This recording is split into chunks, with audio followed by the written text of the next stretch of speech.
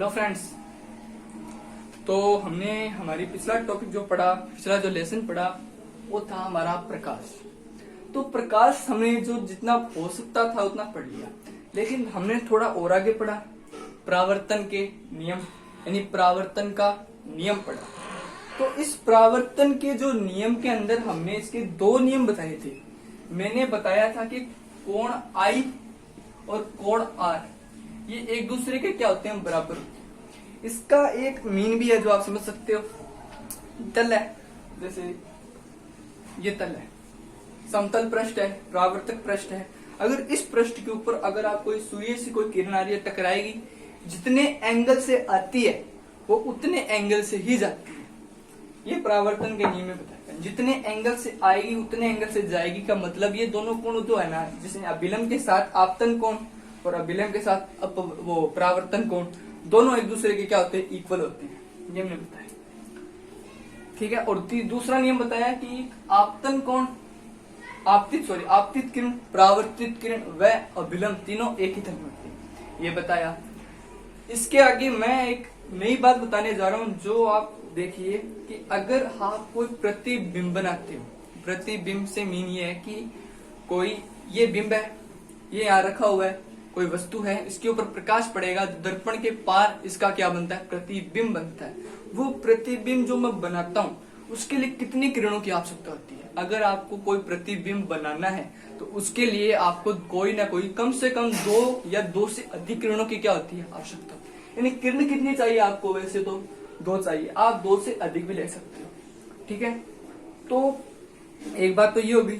और दूसरी बात कि जब आप कोई किरण आती है, ठीक है, अगर किसी पृष्ठ से टकराएगी, जैसे ये किरण है, ये हमने परावर्तक पृष्ठ बनाए।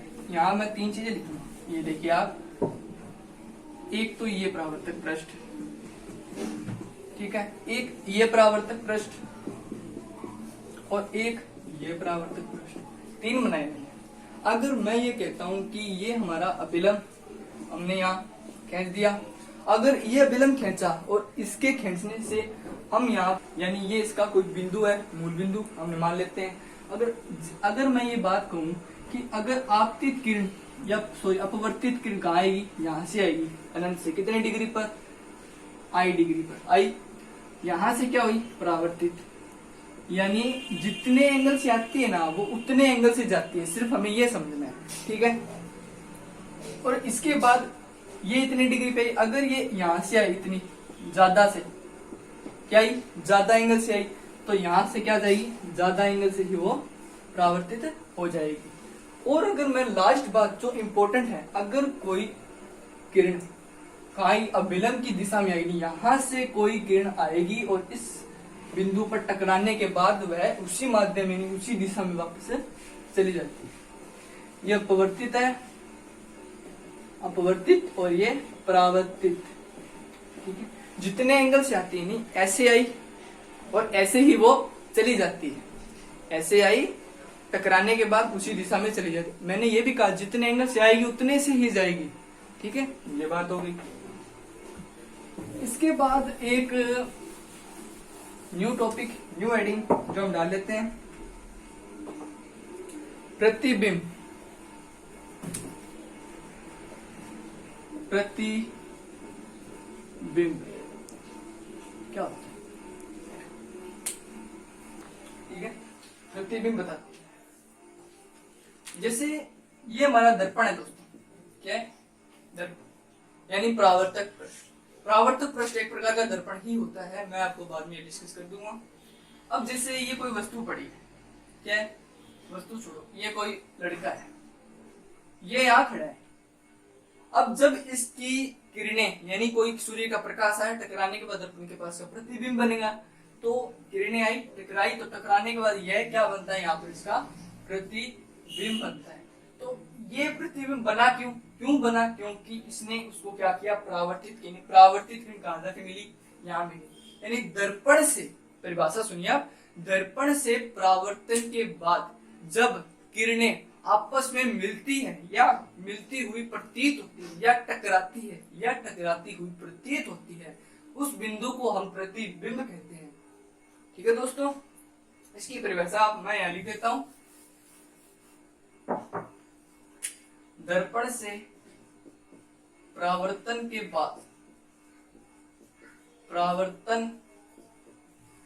बाद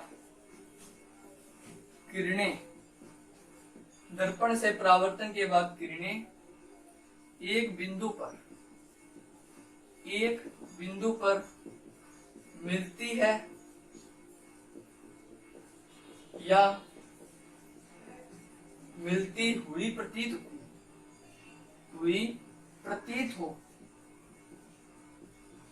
होती है, उसे प्रतिबिंब कहते हैं। उसे क्या कहते हैं? प्रतिबिंब कहते हैं। प्रतिबिंब हो गया। यानी प्रतिबिंब बनाने के लिए हमें कोई दो किरणों की आवश्यकता होती है। कितनी किरणों की आवश्यकता होती है? दो किरणों की। यानी आप देख सकते हो, जैसे ये हमारा अभिलंब, ये क्या बनाया मैंने? अभिलंब। यहां मैंने रखी कोई वस्तु, ये रख दी मैंने कोई वस्तु। अब इस वस्तु से एक किरण तो यहाँ टकराई, टकराने के बाद चली गई, यानी आई डिग्री पे आई, और आई डिग्री से क्या चली गई? आर डिग्री से परावर्तित हो गई। और एक किरण मैं इसके समांतर भेजता हूं, तो टकराने के बाद यहाँ से टकराई और यहाँ से वो चली जाती है। मैंने कहा विलंब के थ्रू आई, आने के बाद यहाँ से ही पार चली जाती है। ये होगी। अगर इसको पीछे बढ़ाएं तो ये यहाँ पर मिलती हुई प्रतीत होती है। ये बताऊंगा ये क्या होता है। ठीक है दोस्तों, आप इसे कवर कर लीजिए। इसके बाद जो प्रतिबिंब है वो दो प्रकार के होते हैं। कितने प्रकार के होते हैं? दो प्रकार के। एक होता है हमारा आभासी। कौन सा? आभासी प्रतिबिंब। आभासी प्रतिबिंब। और एक होता है हमारा वास्तविक प्रतिबिंब। वास्तविक प्रतिबिंब। एक हो गया आभासी प्रतिबिंब और एक हो गया हमारा वास्तविक प्रतिबिंब। ठीक है, सबसे पहले पढ़ेंगे हम आभासी प्रतिबिंब के बारे में। आभासी क्या होता है? आभासी का सीधा सा अर्थ होता है कि आभास करना, यानी कल्पना करना कि हाँ वहां प्रतिबिंब है। ठीक है, एक नंबर पर आभासी प्रतिबिंब। आभासी प्रतिबिंब।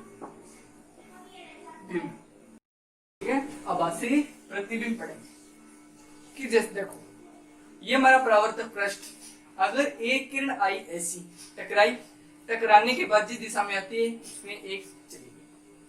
दूसरी किरण मैं यहाँ गुजारता हूँ इसके मूल बिंदु पर, टकराई, टकराने के बाद इधर से चलेगी। एक ऐसी आई और एक इसके बिंदु पे आई। यहाँ एक बिंदु, मूल बिंदु मैंने यहाँ मान लिया, और एक यहाँ टकराई, टकराने के बाद क्या चलेगी? फिर वापस जिस दिशा में आई वहां से। और एक मुख्य अक्ष के ऊपर आती है, यहाँ आई, नीचे से चलेगी। नहीं, आई कोण पे आई, यहां से चलेगी। और अगर इस किरण को इस दर्पण के पार अगर हम कोई प्रतिबिंब बनाएंगे तो इस किरण को हमें पीछे बढ़ाना पड़ेगा। अगर इसको यहाँ से पीछे बढ़ाएं तो एक यहाँ से बनाए तो यहाँ इसका प्रतिबिंब बनता है। इसके बाद यानी जो प्रतिबिंब बनता है आभासी, आभासी प्रतिबिंब क्या होता है? इसमें हम करते हैं आभास, यानी प्रतिबिंब इनमें बनता नहीं है। क्यों? क्योंकि ये कहाँ जाके बनता है? कहीं न तो आभास कर सकते हैं, आभासी। ठीक है, आभास करते हैं। इसमें जो किरणें हैं वो क्या होती है? मिलती हुई प्रतीत होती है। क्या होती है? प्रतीत होती है, मिलती हुई। ये हो गया पहला। अब दूसरा कौन सा? वास्तविक प्रतिबिंब। कौन सा दोस्तों? वास्तविक प्रतिबिंब। वास्तविक प्रतिबिंब। वास्तविक प्रतिबिंब। वास्तविक प्रतिबिंब क्या होता है? यानी इसमें प्रतिबिंब है ना, वो दर्पण के पार हमेशा बनता ही है। जैसे ये दर्पण मैंने रखा, ये दर्पण रखा मैंने, इस दर्पण के यहाँ वस्तु रखी तो इसका प्रतिबिंब यहाँ बनता ही, यानी ये होता है वास्तविक, यानी सीधा बनता है और रियल बनता है। क्या बनता ही है इसमें। ठीक है, ये हो गए। और इनमें जो किरणें टकराने के बाद परावर्तित किरणें ना वो एक दूसरे को ऐसे काटती है, इधर से गई और यहाँ जाकर वो काटेगी तो यहाँ इसका प्रतिबिंब बन जाता है। इसके बाद एक नया टॉपिक कि समतल दर्पण द्वारा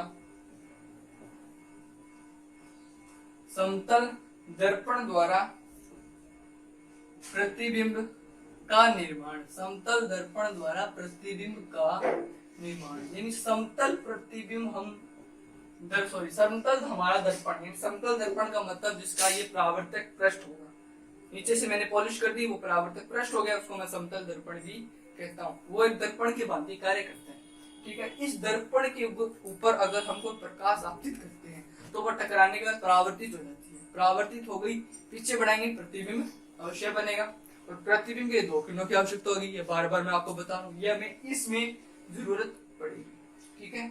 अब देखो, आप एक इमेजिन करो कि अगर आप दर्पण के सामने खड़े, दर्पण ये रहा, मेरे सामने ये दर्पण लगा हुआ है, मैंने इसमें देखा और मैं प्रतिबिंब देखता हूँ, मेरी शक्ल उस दर्पण के सामने देखता हूँ, तो आपको ये लगता है कि अगर मैं ये हाथ उठाऊंगा दायां तो उसमें बायां, लेकिन अगर आप दूसरे व्यक्ति को देखोगे, जैसे उसने दायां उठाया तो आप देखो उसने बायां उठाया है, देखते हो। तो दर्पण के सामने अगर आप कोई वस्तु P लिखते हो तो दर्पण के सामने वो वस्तु क्या हो जाती है, उल्टी हो जाती है। अगर आप B लिखते हो तो वो ये हो जाती है, क्या हो जाती है, ये हो जाती है, ये आपने देखा है। तो आपने ये कभी गौर किया है कि अगर यहाँ कोई लड़का खड़ा है, ये खड़ा है, ठीक है, इसकी ये दूरी D है, तो यहां से दूरी D होगी, लेकिन दर्पण के बाद की दूरी कितनी होगी, ये कभी इमेजिन किया है? वो दर्पण के पार बनने वाले उसका जो प्रतिबिंब है ना, उसके बीच की जो दूरी है वो सेम रहती है। हम अभी डिस्कस करेंगे कि सेम क्यों रहती है, समान क्यों रहती है, ठीक है।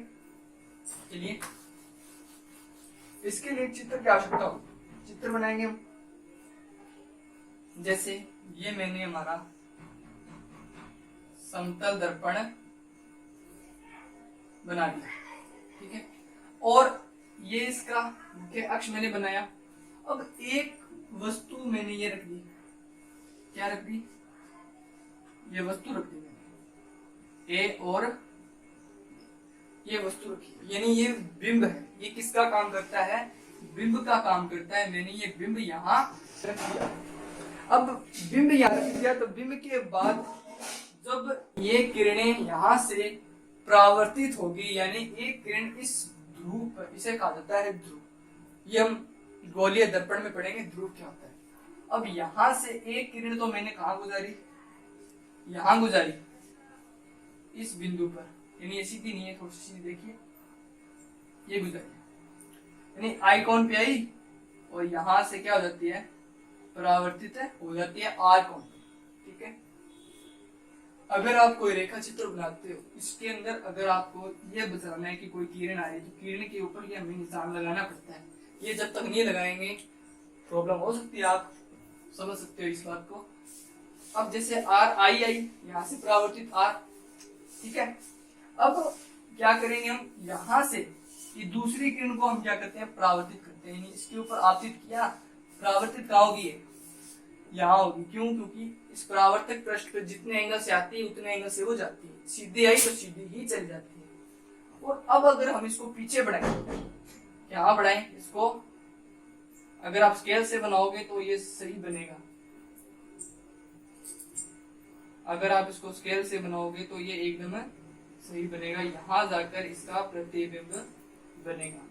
स्केल से बनाओगे तो एकदम सही बनेगा, ये दूरी एकदम समान आएगी, क्योंकि ये मैंने थोड़ा टेढ़ा लगा दिया है, यानी थोड़ा ज्यादा एंगल से मैंने इसको घुमा दिया है। पीछे बढ़ाओगे तो ये इसका जो प्रतिबिंब बना ए डैश और बी डैश वो समान बनता है।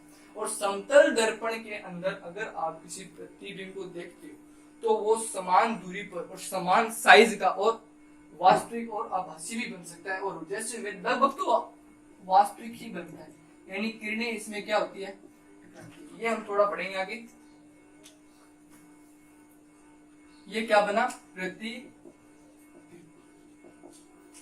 अब इसकी कुछ विशेषताएं, यानी समतल दर्पण के द्वारा बने प्रतिबिंब की कुछ विशेषताएं जो हम पढ़ेंगे। ये जितने भी टॉपिक मैं आपको पढ़ा रहा हूँ वो मैं आप सबको एक पीडीएफ बना रहा हूँ, उसके अंदर उपलब्ध करा दूंगा, जिसके बारे में मैंने डिस्क्रिप्शन में दे रखा है। आप उस पर जाइए, इसको क्लिक कीजिए और आपको पीडीएफ वहां से उपलब्ध हो जाएगी और आप उसको डाउनलोड भी कर सकते हैं। ठीक है दोस्तों, इसके बाद हम पढ़ेंगे समतल दर्पण द्वारा प्रतिबिंब की विशेषताएं ये पढ़ेंगे। क्या होती है विशेषताएं? यानी समतल दर्पण द्वारा जो बना प्रतिबिंब होता है ना, वो क्या होता है? आभासी। ठीक है, आभासी क्यों हुआ? क्योंकि किरणें आई, टकराई, कहां चली गई? दूर चली गई। दूसरी आई, टकराई, कहां चली गई? दूर चलेगी। लेकिन जब पीछे बढ़ाएंगे तब ताकर वो हमें क्या मिलता है? उसका प्रतिबिंब बनता है। तो ये एक प्रकार का आभासी होगा। ठीक है, एक नंबर हम लिख देते हैं, ये क्या होता है? आभासी होता है। और क्या बनता है? सीधा बनता है। ठीक है, और वस्तु के साइज का बनता है। साइज क्या होता है उसका? सेम होता है। साइज क्या होगा उसका? सेम होगा। ठीक है, दूसरी बात, और समतल दर्पण में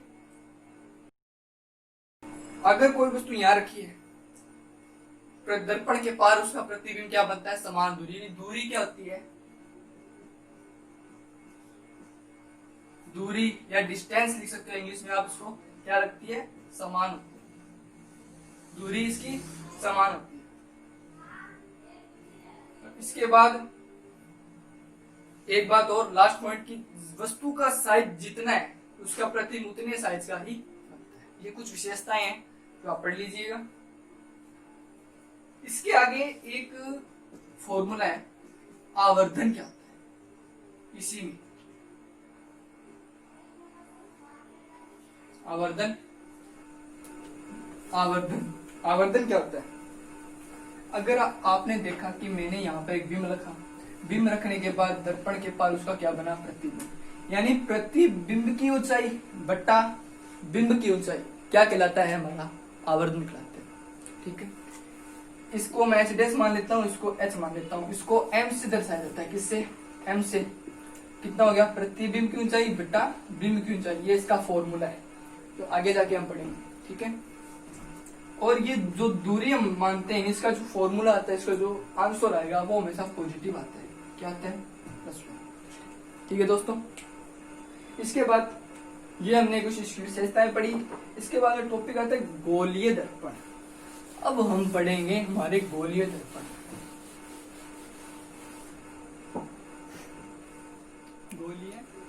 गोलीय दर्पण। गोलीय दर्पण क्या होता है? आप देखोगे कि एक कांच है, कांच का एक खोखला मैं गोला लेता हूं। कौन सा? ये कांच का एक खोखला गोला है जिसको मैंने ले लिया। इस कांच के खोखले गोले को परावर्तक पृष्ठ से मैं बना देता हूं।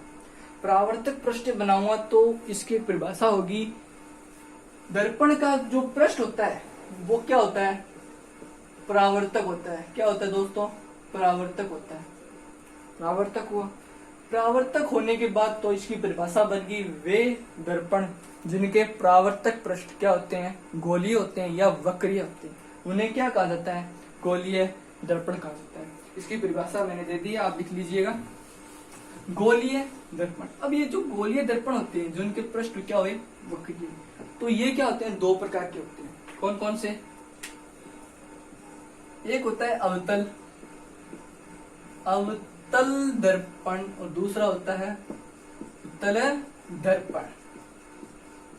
दो भी, अवतल दर्पण और उत्तल दर्पण। अभी अवतल दर्पण और उत्तल दर्पण क्या होते हैं, इनके बारे में डिस्कस कर लेते हैं। देखिए,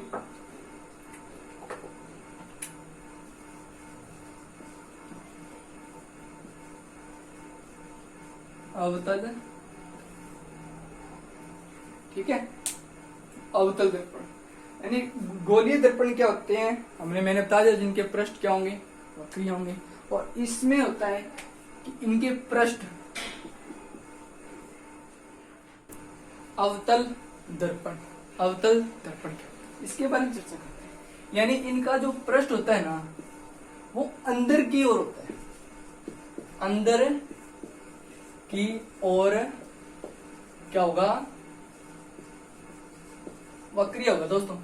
कहने का मतलब ऐसे, यानी अंदर की ओर क्या होते हैं, वक्रीय होते हैं, और बाहर की ओर इनके क्या होता है, परावर्तक पृष्ठ होता है। ये इसका परावर्तक पृष्ठ होता है। इसका मतलब ये है कि अगर कोई किरण इसके ऊपर आती है, यानी एक किरण ऐसे आई, टकराने के बाद वो किसी एक बिंदु पे क्या होती है, मिलती है, और यहां से आई तो यहां पर जाकर मिली। यानी अवतल दर्पण का काम सिर्फ इतना होता है कि वो किरणों को एक बिंदु पर एडजस्ट करता है, यानी एक बिंदु पर केंद्रित करता है। कहने का मीन सिर्फ इतना ही, यानी यहां से कोई किरण आएगी, यहां से आई तो वो यहाँ आएगी। सब तरफ किरणें क्या होती है, एक बिंदु पर केंद्रित हो जाती है, उसे कहते हैं अवतल दर्पण। ठीक है, इसके बाद उत्तल दर्पण भी हम चलते हैं। उत्तल दर्पण क्या होता है, यानी उत्तल दर्पण का काम सिर्फ इतना होता है कि वो किरणों को फैलाता है। उत्तल दर्पण, इनके जो पृष्ठ होते हैं ना वो बाहर की ओर होते हैं, बाहर की ओर,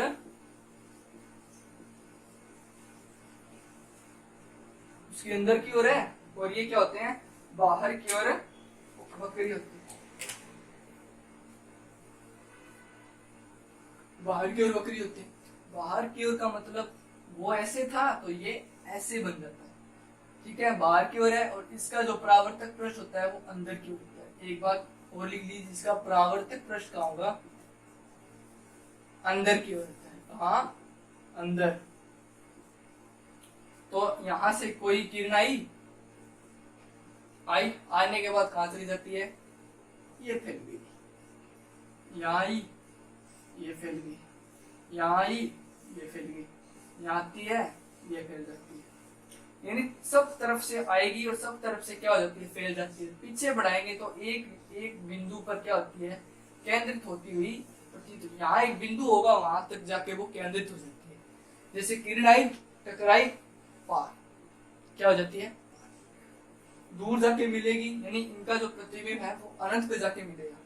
ठीक है, इतनी सी बातें मैंने की, और इसके कुछ छोटी छोटी परिभाषाएं हैं, वो हम अगली हमारी वीडियो होगी उसके अंदर हम डिस्कस करेंगे, यानी जिसके अंदर हम ध्रुव के बारे में पढ़ाएंगे कि केंद्र क्या होता है, फोकस क्या होता है, वक्रीय पृष्ठ क्या होते हैं। सब चीजों के बारे में हम अगली टॉपिक में, अगली क्लास में डिस्कस करेंगे। ठीक है दोस्तों, तब तक के लिए थैंक यू सो मच।